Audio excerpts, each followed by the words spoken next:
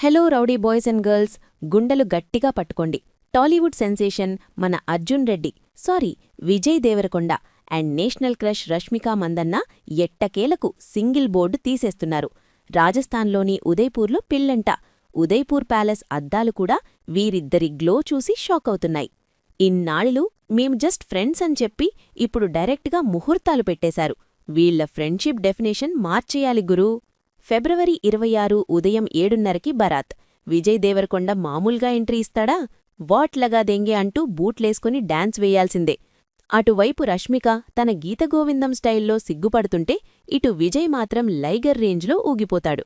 బరాత్లో మన rowdy fans గనుక వెళ్తే అక్కడ డీజే సౌండ్కి ఉదయ్పూర్ ప్యాలెస్ పునాదులు కదలడం ఖాయం.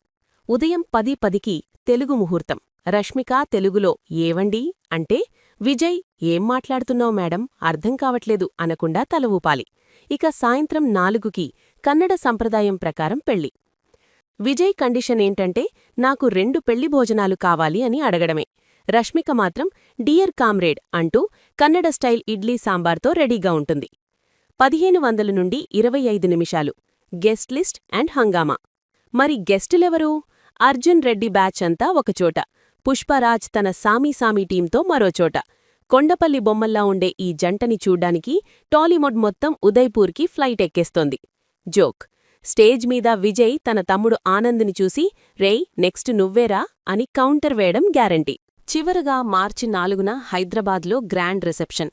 బిర్యానీ ఘుమఘుమలు, సినీ తారల తళతళలు. మొత్తానికి డియర్ కామ్రేడ్ తన లిల్లీని శాశ్వతంగా సొంతం చేసుకుంటున్నాడు. ఈ పెళ్లి వార్త విని మన రౌడీ ఫ్యాన్స్ కొందరు ఆనందంతో, మరికొందరు గుండె పగిలి ఏడుస్తున్నారు. ఏదేమైనా ఆల్ ది బెస్ట్ విరష్మిక.